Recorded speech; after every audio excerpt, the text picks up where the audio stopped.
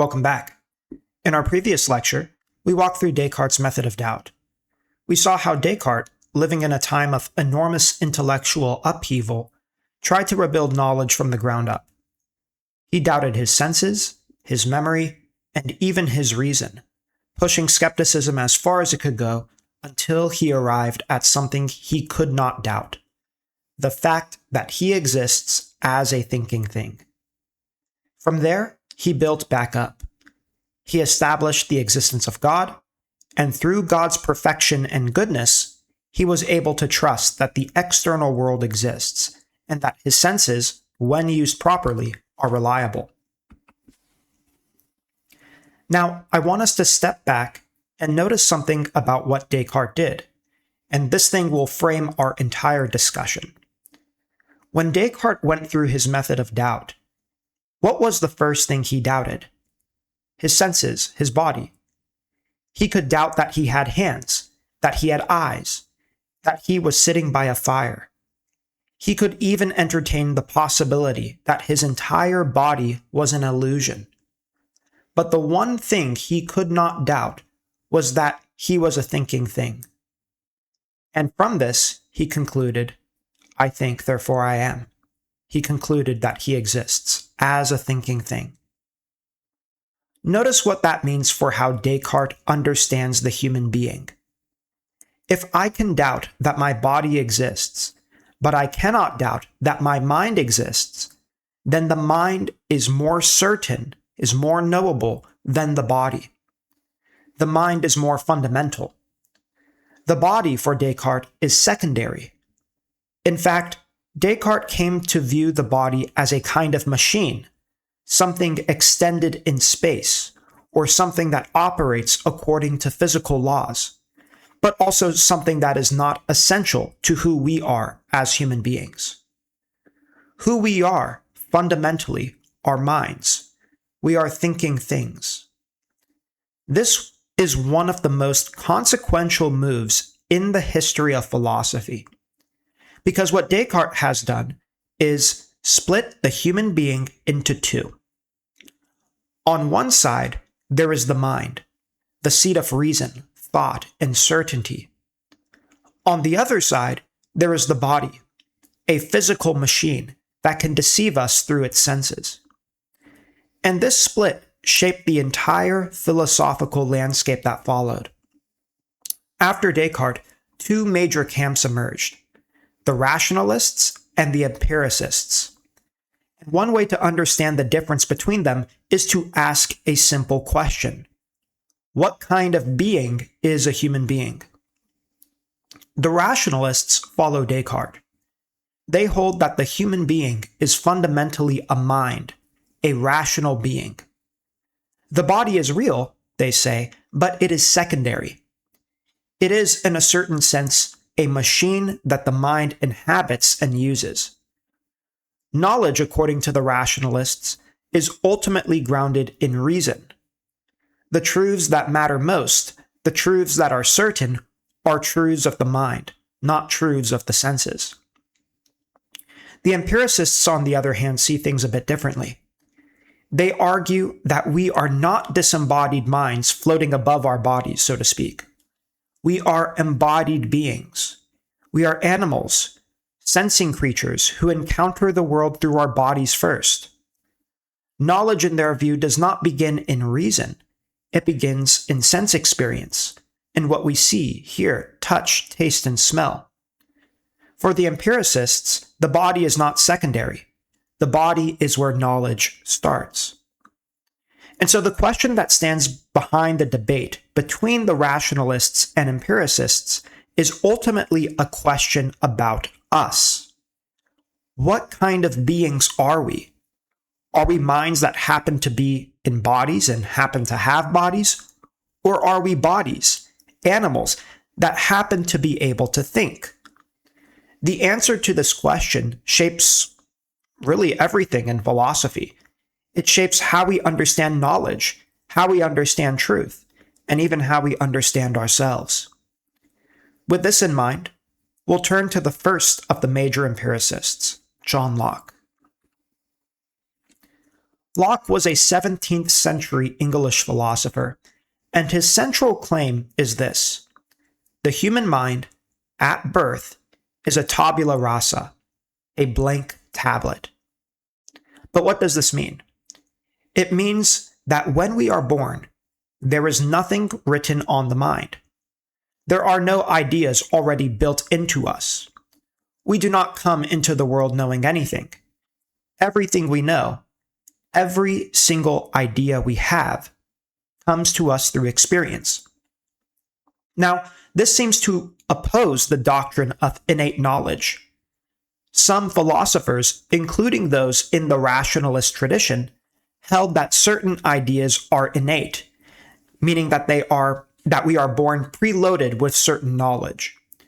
For example, some argued that the law of non-contradiction, the principle that something cannot both be and not be at the same time and in the same respect, is something every rational being knows from the start.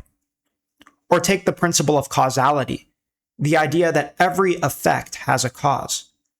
Some thought these principles were hardwired into us, so to speak. But Locke rejects this, and his argument is quite straightforward. He says, well, if these ideas were truly innate, if every human being were born with them, then every human being would know them. But not every human being knows of these ideas. Children, for example, do not know the law of non-contradiction. They don't walk around reasoning about whether something can both be and not be at the same time and in the same respect. They learn these things over time through experience. And so Locke concludes that principles like the law of non-contradiction and even the law of causality are not innate. They are learned. And if they are learned, then they come from experience. There is no knowledge prior to experience. All of our knowledge comes after it. And so if the mind begins as a blank tablet, the question is, well, how does it get filled? Where do our ideas come from? Locke tells us that whatever is in the mind, what he calls simple ideas, can be traced back to two sources, really: sensation and reflection. Sensation is what we receive through our five senses. We see, hear, touch, taste, and smell the world around us, and this gives us our most basic ideas. If I see something red, for example, I now have the idea of redness. If I hear a loud noise, I now have the idea of that sound. Reflection, on the other hand, is the mind's awareness of its own operations. When I notice that I am thinking, doubting, reasoning, or willing, these are not things that I sense with my eyes or ears. I become aware of them by turning inward and reflecting on what my own mind is doing. So reflection, then, gives us ideas too. Ideas like awareness, doubt, and desire. From these two sources, from sensation and reflection, Locke identifies four kinds of simple ideas. The first is discrete sensory data. We can think of this as raw input from a single sense, like seeing a color or hearing a sound. The second is discrete reflections. We can think of this as noticing a single operation of the mind, like, for example, being aware that we are reasoning. The third involves qualities discovered through the cooperation of the senses. For example, when both sight and touch work together to give us a fuller picture of an object. And the fourth involves ideas derived from both sensation and reflection working together. So these are the four kinds of simple ideas. Now, our ideas don't stay simple.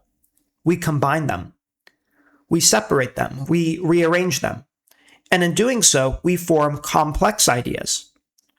For example, the idea of an apple is not simple.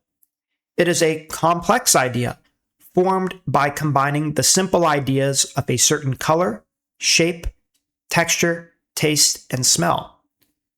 we take all of those individual pieces and put them together into one unified idea.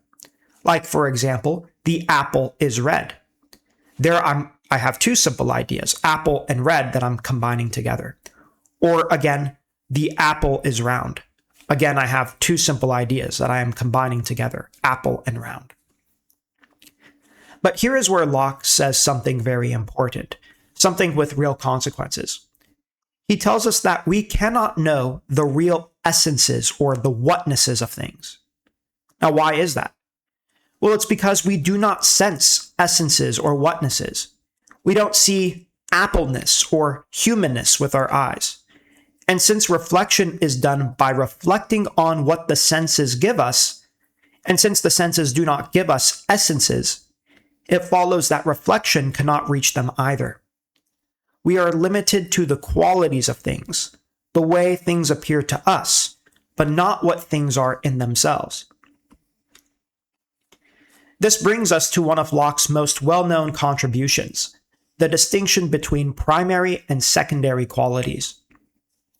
Locke says that reality is known by perceiving the qualities of objects, but not all qualities are the same. Primary qualities are qualities that belong to the objects themselves. They are inseparable from the thing, no matter what. For example, no matter how we look at an object, no matter the conditions, the primary qualities remain. Examples include shape, whether it's solid or liquid, extension, motion or rest, and number. A ball has a certain shape and a certain size. These are in the ball itself and not in our minds, or at least not in our minds alone. Now, secondary qualities are a bit different. Secondary qualities are not in the object, at least in the same way. They are qualities that the object has the power to produce in us. So take color, for example. A ball might appear white under the lights, but turn the lights off. And what happens? Well, we no longer perceive its color. Now, did the ball lose its whiteness? Locke would say that the whiteness was never truly in the ball to begin with. Whiteness is something that the ball has produced and created in us through its primary qualities that interact with our senses. Or to use another example, think of a snowball. The snowball feels cold, but is the coldness really in the snowball? Or does the sensation of coldness arise because of the difference in temperature between the snowball and our hand? If our hand were just as cold, the snowball might not feel cold at all. That sensation seems relative to us. It's a secondary quality. And so for Locke, though we cannot know the real essences of things, we can still be in touch with objective reality through perceiving the primary qualities of objects. Primary qualities are really out there in the things themselves. Secondary qualities are the effects those things produce in us. Now, before we move on, there is something worth pointing out. Just as for Descartes, there cannot be any thinking without one who thinks. For Locke, there cannot be any sensing without one who senses. Even though Locke grounds all knowledge in experience, he still acknowledges that there must be a subject, a person, doing the experiencing. The senses themselves don't sense. There has to be someone there who is doing the sensing. Now, Locke also has something to say about the existence of God, and here he parts ways with Descartes in an interesting way. If we recall, Descartes argued that we have a clear and distinct idea of God, an idea of a perfect being, and that this idea is itself proof of God's existence. Locke here disagrees. He does not think we have a clear and distinct idea of God already in us. After all, if the mind begins as a blank tablet, there is no idea of God written on it at birth. But Locke still believes in God's existence and that God's existence can be known through reason. How so? Through reflecting upon what we sense. We observe the world, and through reasoning about what we observe, we can demonstrate that God must exist. God is not subject to direct observation. We don't see God the way we see a tree or a stone. But God is still known by way of demonstration. We reason from what we experience to the conclusion that there must be a God who accounts for all that we experience. And so for Locke, God's existence is not innate. It is something we arrive at through reflecting on experience. And so far then, we have a picture of Locke's empiricism. The mind begins blank. All knowledge comes through experience, through sensation and reflection. We form simple ideas and combine them into complex ones. We can know the primary qualities of objects, which are in the things themselves, but secondary qualities are produced in us. We cannot know real essences, and even God's existence is not innate. It is something known through demonstration based on experience. Now, let's turn briefly to David Hume. Hume was an 18th century Scottish philosopher, and the reason why I want to turn to him and mention him is because Hume took Locke's empiricism so seriously that he showed us where it leads when followed all the way through to its logical conclusion.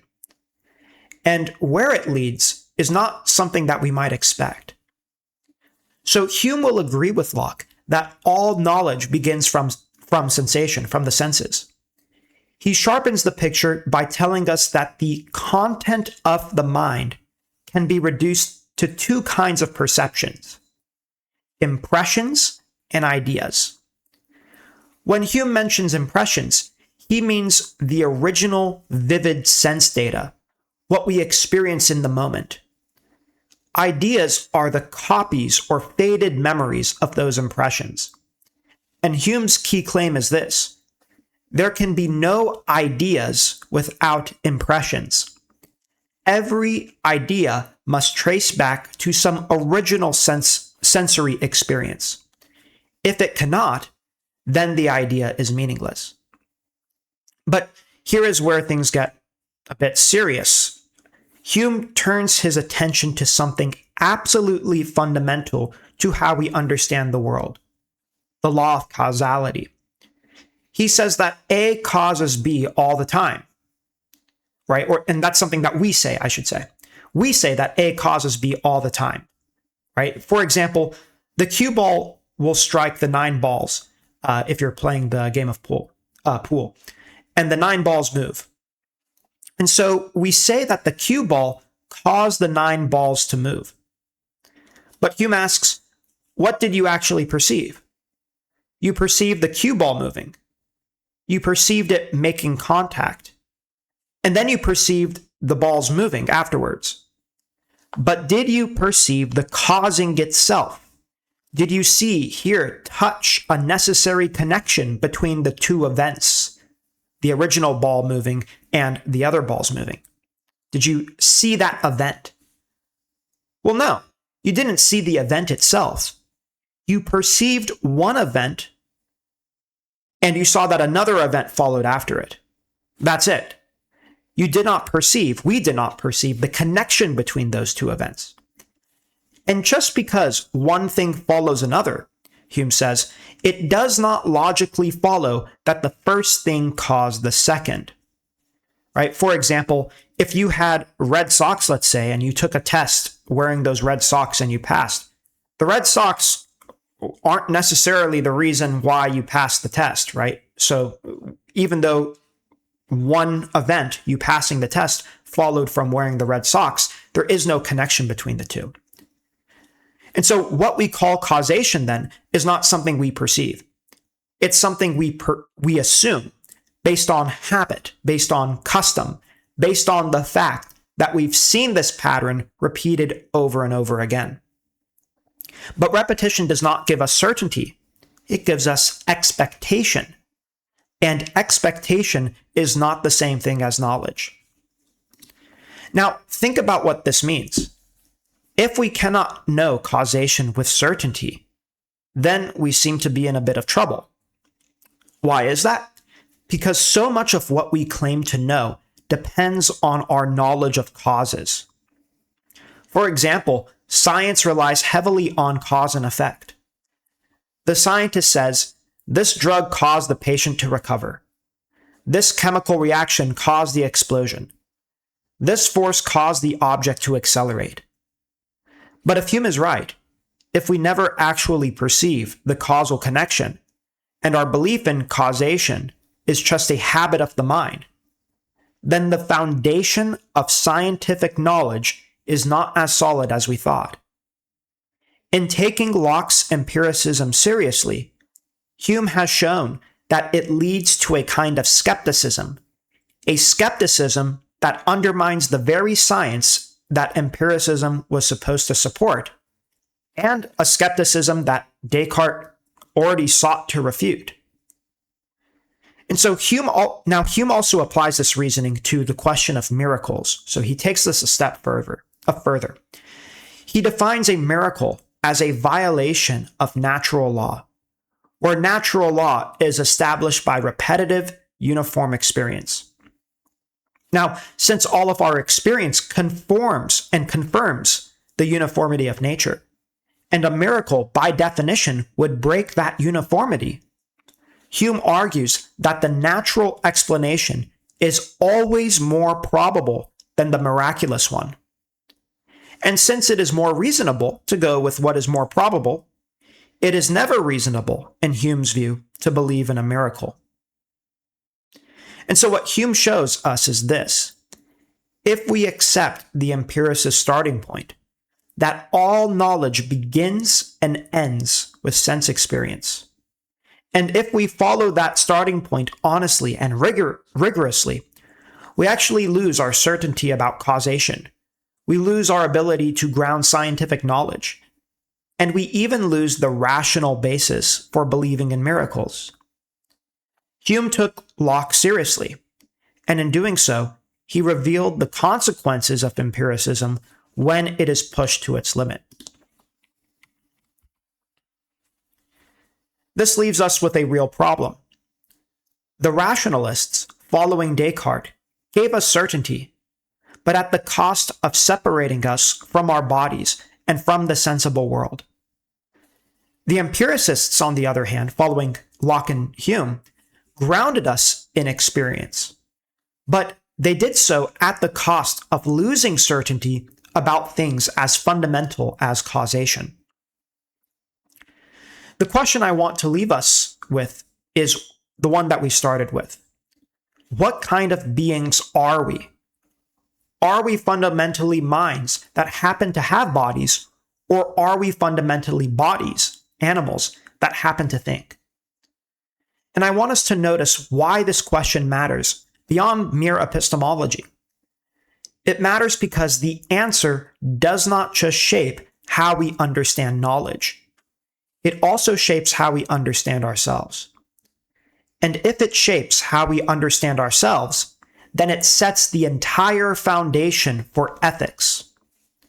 We can think about it this way. If we don't know what it means to be a human being, then we won't be able to know what it means to be a good human being. We can't say what a good life looks like if we don't first know what kind of creature is trying to live it. A good life for a mind trapped in a machine looks very different from a good life for an embodied animal. What counts as virtue? What counts as vice? What counts as good values and bad values? And what we say owe to each other? All of these kinds of questions we look at in ethics depends on what we are. And so the question of what we are is not merely a question about knowledge. It is a question about how we ought to live. And that question, how we ought to live, is precisely what we will be turning our attention to next. And so in our upcoming lectures, we will move from epistemology into ethics, into the study of what it means to live well, to act rightly, and to be good. We will look at the major ethical theories that have shaped how people think about morality, and we will have to judge for ourselves which of these theories, if any, gets it right. But none of it will make sense unless we keep this question with us. What kind of beings are we? Because the answer to that question is the ground upon which everything in ethics is built. So I hope this was helpful. Thank you.